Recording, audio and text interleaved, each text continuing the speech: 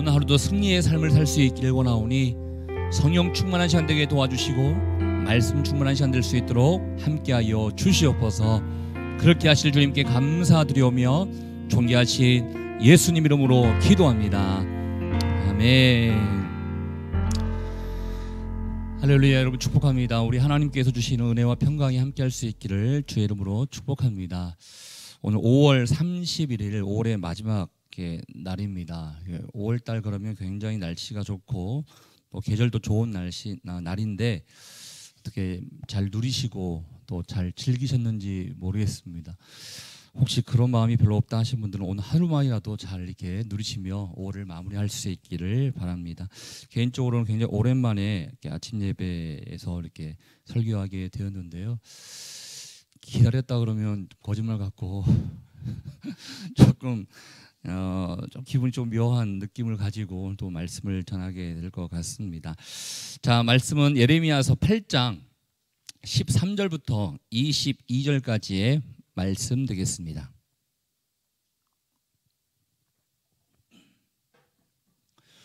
제가 한 절, 여러분이 한 절 이렇게 교독하도록 하겠습니다. 13절 말씀 제가 먼저 읽습니다. 여호와의 말씀이니라. 내가 그들을 진멸하리니 포도나무에 포도가 없을 것이며 무화과 나무에 무화과가 없을 것이며 그 잎사귀가 마를 것이라. 내가 그들에게 준 것이 없어지리라 하셨나니 우리가 어찌 가만히 앉았으랴. 모일지어다 우리가 견고한 성읍들로 들어가서 거기에서 멸망하자. 우리가 여호와께 범죄하였으므로 우리 하나님 여호와께서 우리를 멸하시며 우리가 평강을 바라나 좋은 것이 없으며 고침을 입을 때를 바라나 놀라운 뿐이로다. 그 말에 부르짖음이 단에서부터 들리고 그 준마들이 우는 소리에 온 땅이 진동하며 그들이 이르러 이 땅과 그 소유와 성읍과 그 중에 주민을 삼켜도다. 여호와의 말씀이니라. 내가 술법으로도 제어할 수 없는 뱀과 독사를 너희 가운데 보내리니 그것들이 너희를 물리라 하시도다. 슬프도다 나의 근심이여 어떻게 위로를 받을 수 있을까. 내 마음이 병들었도다. 딸 내 백성의 심히 먼 땅에서 부르짖는 소리로다. 여호와께서 시온에 계시지 아니한가. 그의 왕이 그 가운데 계시지 아니한가. 그들이 어찌하여 그 조각한 신상과 이방의 헛된 것들로 나를 경노하게 하는고 하시니 우리는 구원을 얻지 못한다 하는도다. 딸 내 백성이 상하였으므로 나도 상하여 슬퍼하며 놀라움에 잡혔도다. 길라앗에는 유황이 있지 아니한가. 그곳에는 의사가 있지 아니한가. 딸 내 백성이 치료를 받지 못하면 어찌 됨인고.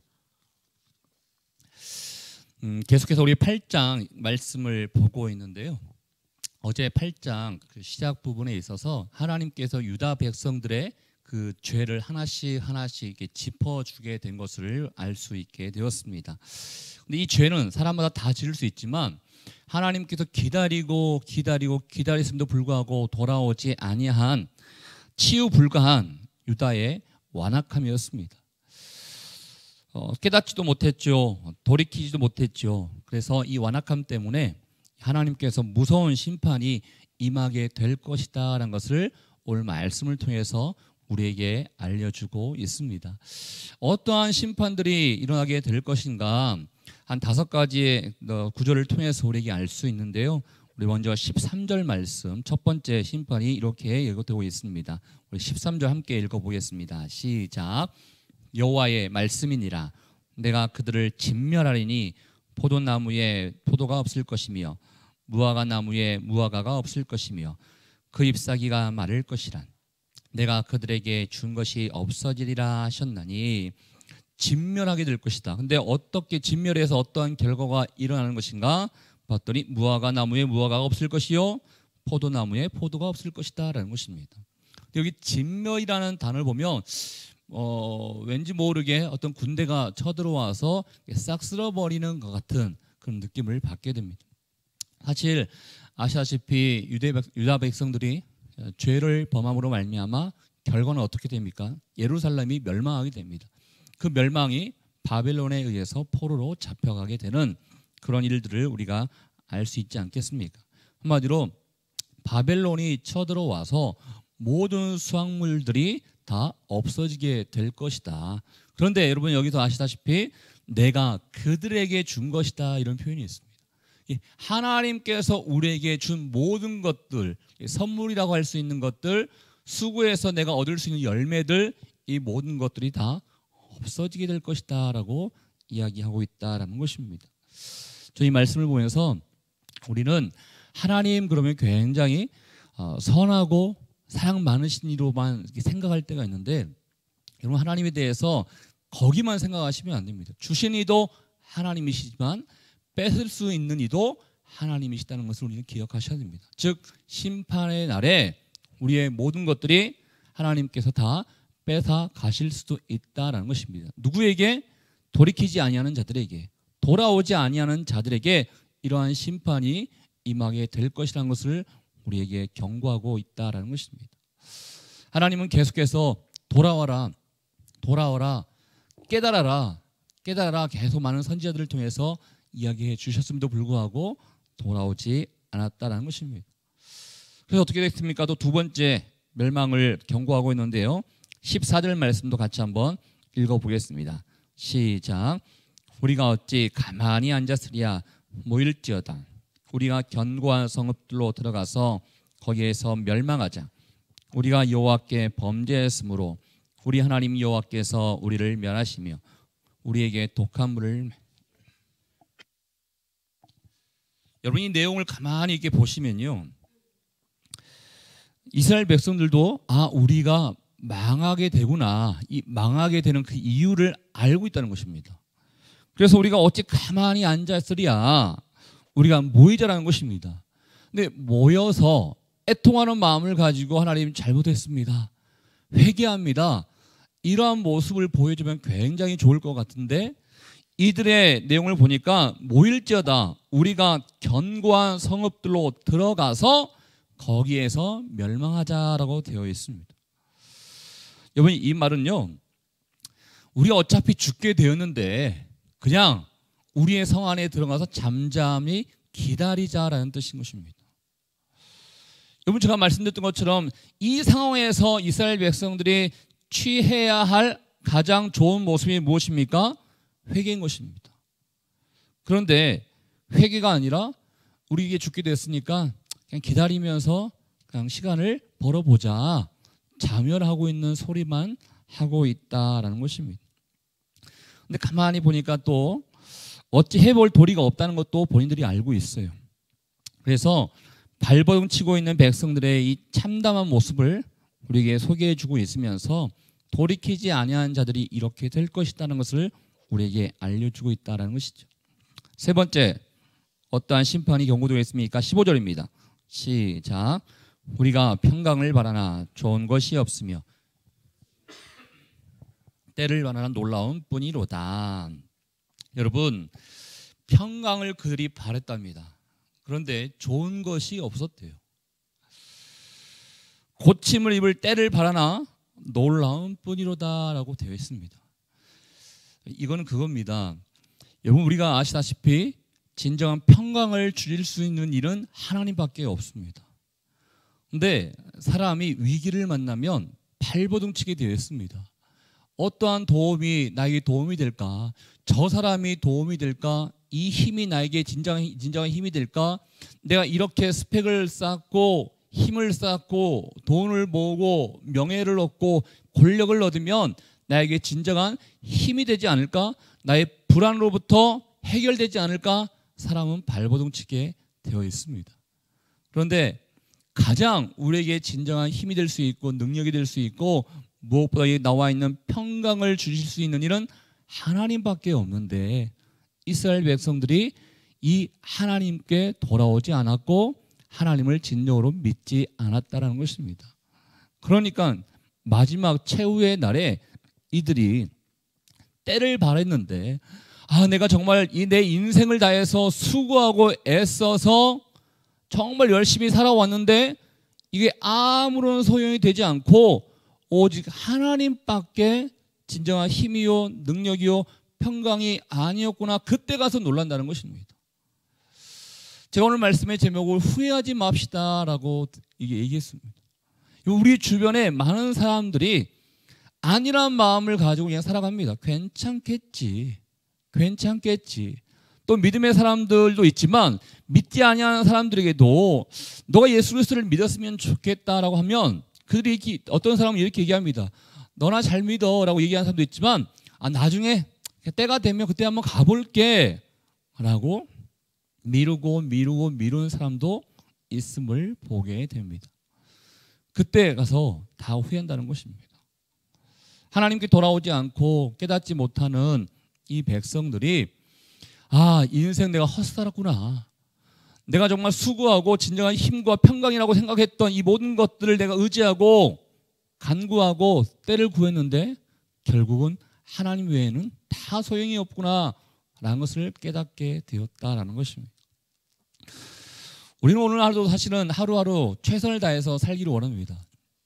그래서 돈도 벌기를 원하고 힘도 얻기를 원하고 세상 사람들이 추구하는 것을 함께 추구하고 싶은 마음을 가지고 열심히 하루하루 살아갑니다. 그렇지만 가장 중요한 것은 하나님만이 진정한 힘이라는 것을 먼저 생각하고 살아가야 되는 것이죠. 그리고 하나님 외에 이 다른 세상 사람들이 생각할 때 평강을 줄 수 있을 거라고 생각하고 힘이 될 걸로 생각하는 것은 우리가 하나님의 나라를 이루기 위한 도구에 불과한 것뿐이지 이것이 진정한 나의 행복일 것이다. 이것이 나에게 진정한 평강이 될 것이다. 이거 생각하며 살아서는 안 된다는 것을 우리에게 말씀해 주고 있다는 것입니다. 이스라엘 백성들은 그러한 죄를 범했기 때문에 하나님의 심판이 임할 그때 놀라게 될 것이다 라고 지적하고 있다는 것입니다. 네 번째 어떠한 경고가 임하게 됩니까? 16절 말씀입니다. 16절입니다. 시작. 그 말에 부르짖음이 단에서부터 들리고 그 준마들이 우는 소리에 온 땅이 진동하며 그들이 이르러 이 땅과 그 소유와 성읍과 그 중에 주민을 삼켰도다. 그 말의 부르짖음이, 그러니까 여기서 말이란 것은 동물 말입니다. 동물 말의 부르짖음이 단에서부터 들릴 것이다 라는 것인데 이스라엘에 있어서는 이 북부 지역을 얘기하고 있습니다. 북부 지역인데 사실 바벨론을 얘기할 때 북방 민족으로 얘기하고 있어요. 그러니까 바벨론이 쳐들어온다는 것을 얘기하고 있는데 그 말의 부르짖음이 위에서부터 들리게 되는데 그 준마들이 우는 소리에 온 땅이 진동한다는 거예요. 여러분 사실은 이렇게 말이 이렇게 움직이다 보면 그 옆에서 이렇게 땅이 진동할 수 있잖아요. 근데 온 땅이 진동했다는 어마어마한 숫자, 어마어마한 적들이 쳐들어와서 이 백성들을 멸망시킬 것이라는 것을 하나님께서 말씀해 주고 있다라는 것입니다. 한마디로 너희는 이 북방 민족에 의해서 침공을 당해서 멸망하게 된다라는 것을 하나님이 말씀해 주고 있다는 것이죠. 그 북방 민족이 들어와서 어떻게 되는가? 17절에도 보면요.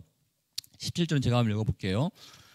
여호와의 말씀이니라 내가 술법으로도 제어할 수 없는 뱀과 독사를 너희 가운데 보내리니 그것들이 너희를 물리라 하시도다. 여러분 이거 뱀과 이렇게 술법과 뱀과 독사 생각하면 이게 마술사들이 이렇게 뱀을 이렇게 조종하고 있는 같은 이 옛날에 그 마술사들 모습 있지 않습니까? 그래서 일반인들은 그 뱀을 제어할 수 없지만 마술사들은 이렇게 제어하잖아요. 마찬가지로 여기 뱀과 독사는 이 북방 민족인 바벨론을 얘기하고 있는 것인데 그 북방 민족이 쳐들어오게 될 것인데 술법, 그러니까 인간의 노력으로 어떻게 해볼 수 없을 것이라는 것을 얘기하는 거예요. 그러니까 너희들이 그 민족들과 대항해서 싸우려고 하지만 너희의 힘과 능력으로는 해결할 수 없고 결국은 그냥 망하게 될 것이다. 너희의 죄의 대가가 바로 이렇게 일어나게 될 것이라는 것을 하나님께서 말씀해 주고 있다는 것입니다. 예레미야 말씀을 통해서 계속해서 이스라엘 백성들의 죄를 지적하고 있지만 그 죄에 대한 대가, 결과를 또 지적해 주고 있습니다. 우리 주변에도 여전히 이런 안타까운 현실들이 참 많이 있습니다. 하나님을 알지 못하고 돌이키지 못하고 깨닫지 못하는 많은 백성들의 모습, 많은 나라들의 모습을 우리는 알 수 있습니다. 그런데 감사하게도 예레미야가 그래도 예레미야할 수 있는 것, 예레미야가 이스라엘 백성들의 선지자가 될 수 있는 것은 18절 이후부터 나오는 그 말씀을 통해서 우리에게 알려주고 있는데 18절 말씀에 애통하는 마음을 가지고 이렇게 고백합니다. 18절을 같이 한번 읽어보겠습니다. 시작. 슬프다 나의 근심이여 어떻게 위로를 받을 수 있을까 내 마음이 병들었도다. 어떻게 보면요 인간적인 마음을 가지고 봐라 내가 너희에게 경고하지 않았느냐, 하나님께서 계속 너희에게 돌아오라고 말하지 않았느냐, 에이 잘됐다 자업자득이다 이런 마음 가질 수도 있을 것입니다. 그런데 예레미야 마음 가운데는 너희 자업자득이야 이렇게 얘기하는 것이 아니라 슬프다, 정말 내 마음 가운데 근심이 있다, 애통하는 마음이 있다, 어떠한 마음, 속병이 드는 내 마음에 아픔이 있을 정도로 굉장히 슬프다. 이 동족들의 이 재난과 아픔에 대해서 탄식하고 있는 모습을 우리에게 보여주고 있다는 것입니다. 여러분 우리나라에만 보더라도요 정말 안타까운 일들이 참 많이 일어나고 있습니다. 어제도 헝가리에서 이제 유람선이 침몰해서 많은 사람들이 죽기도 하고 실종당하지 않습니까? 그 모습을 볼 때 어떤 사람들은 정말 마음 아프게 이렇게 인터넷 댓글을 통해서 비난하기도 하고 또 안 좋은 이야기하기도 합니다. 그러나 믿음의 사람들의 모습은 무엇인가? 애통의 마음을 가지고 슬퍼하는 마음을 가지고 기도하는 마음을 가질 수 있어야 되는 게 믿음의 사람들의 모습인 거예요. 정치권에 안타까운 비난하고 싸우는 그 모습을 바라볼 때 에이 정치인들은 다 틀렸어 이렇게만 생각할 것이 아니라 정치인들을 위해서 위정자들을 위해서 이 나라 이 민족을 위해서 기도하고 아파할 수 있는 마음을 갖는 게 믿음의 사람의 모습이요 영적 지도자들의 모습이어야 된다는 것을 우리에게 알려주고 있다는 것입니다. 근데 사실은 예레미야가 애통하는 마음을 가지고 어떻게 보면 그러니까 슬픔의 노래를 18절부터 쭉 하고 있지만 저는 사실은 예레미야의 애가는 아니라고 생각합니다. 이 마음 가운데 하나님의 마음이 담겨져 있지 않나라는 생각도 해보게 됩니다. 즉 하나님께서 심판을 하시지만 여전히 속상해 하시면서 슬퍼하고 계실 그 하나님 아버지의 마음이 담겨 있어요. 이렇게 속상하게 이렇게 마음을 표현하고 있지만 사실 이스라엘 백성들 가운데요 그릇된 확신이 있었습니다. 이 그릇된 확신이 무엇이냐면 19절 말씀 한번 읽어보겠습니다. 19절 말씀 함께 읽겠습니다. 시작. 딸 내 백성의 심히 먼 땅에서 부르짖는 소리로다. 여호와께서 시온에 계시지 아니한가? 그의 왕이 그 가운데 계시지 아니한가? 그들이 어찌하여 그 조각한 신상과 이방의 헛된 것들로 나를 경노하게 하였는고 하시니. 여러분 딸 내 백성이라는 표현을 쓰고 있죠. 여전히 동족에 대해서 이스라엘 민족들에 대해서 애정을 가지고 있는 표현을 쓰고 있는 것입니다.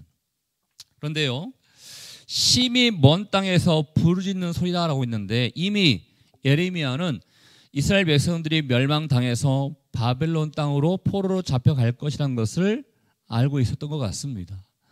이 바벨론 땅에서 이스라엘 백성들이 이렇게 부르짖는다는 것입니다. 이 부르짖음이 탄식이 될 수도 있고 한탄이 될 수도 있고 또 이해할 수 없는 고백이 될 수 있지만 그들이 이렇게 얘기한다는 거예요. 여호와께서 시온에 계시지 아니했는가?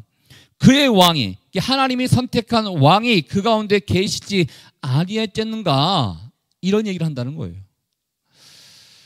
이 말은 하나님께서 우주 만물을 창조하셨고 지금도 주관하고 계시는데 어찌 하나님의 백성이 멸망당할 수 있느냐 이런 얘기를 하고 있다는 것입니다.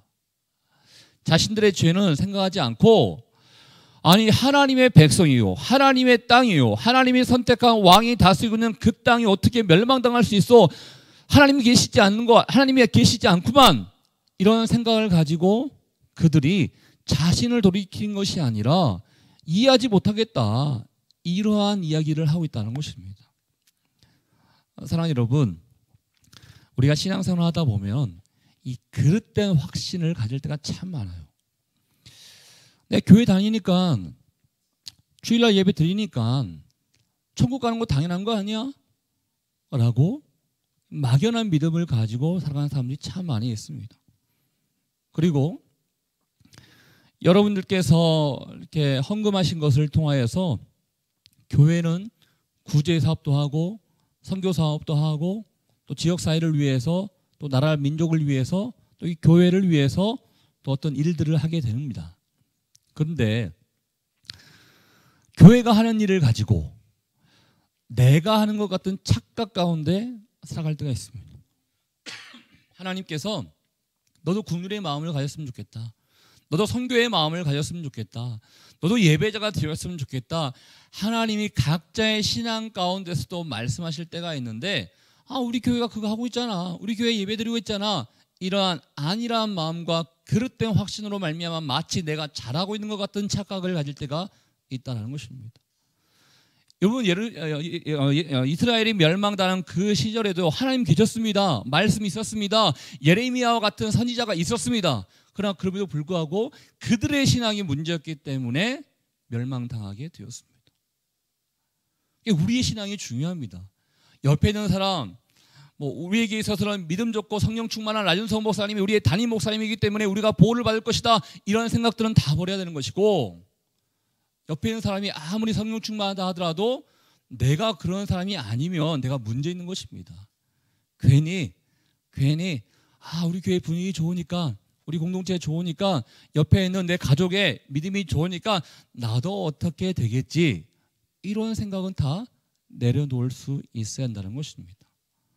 이스라엘 백성들은 그릇된 믿음이 있었기 때문에 결국은 멸망당한 것입니다. 자기 자신이 하나님과의 관계 안에서 어떠한 모습을 살고 있는지를 알지 못하고 하나님이 선택한 백성이야, 하나님께서 인도하신 그 땅이야, 하나님이 선택하여 부르셨던 그 왕이 다스리고 있는 나라야, 이것만 생각하면서 교만하고 잘못된 모습을 가지고 살아갔다라는 것입니다. 그렇지만 예레미야가 이렇게 얘기하죠. 어찌하여 그 조각한 신상과 이방의 헛된 것들로 나를 경노하게 하였는고 하시니, 하나님께서 이스라엘 백성들에게 너의 그릇된 확신이 문제다. 너에게 문제는, 더 큰 문제는 나를 믿지 아니하고 그냥 내가 있다라는 건 막연한 생각에 우상 숭배하고 우상을 의지했던 그 모습이 문제다라고 하나님이 지적해주고 있다는 것입니다. 그리고 나서 이제 심판을 당했지 않습니까? 이스라엘 백성들이 후회합니다. 이렇게 후회하는데요, 20절에 보면요, 추수할 때가 지나고 여름이 다하였으나 우리는 구원을 얻지 못한다 하는도다, 이런 표현이 있어요. 이스라엘 백성들에게 있어서 추수할 때는 4월에서 6월을 얘기하는 것입니다. 그런데 추수할 때가 지났는데 소득을 얻지 못했어요. 그러면 이스라엘 백성들에게 조금 더 기대할 수 있는 것은 여름 과실이에요, 열매들. 그런데 추수할 때 지나버렸죠. 여름도 다 했죠. 얻을 수 있는 게 아무것도 없다는 거예요. 하나님의 때가 다 지나가 버려서 이제 우리는 아무것도 기대할 수 없는 절망 가운데밖에 없구나, 이 속담을 통해서 자신들의 상황을 이렇게 이야기하고 있다라는 것입니다. 또 이런 비슷한 내용이 22절 말씀에 있는데요, 22절 같이 한번 읽어보겠습니다. 시작. 길라앗에는 유황이 있지 아니한가, 그곳에는 의사가 있지 아니한가, 달라의 백성이 치료를 받지 못하면 어찌 됨인고. 길라앗의 유황이라는 것은요, 아주 탁월한 약을 얘기합니다. 정말 훌륭한 약이기 때문에 굉장히 가치가 있고 비싸다고 했답니다. 그런데 지금 바벨론 포로에 잡혀 있기 때문에 그것을 구할 수 없지 않습니까?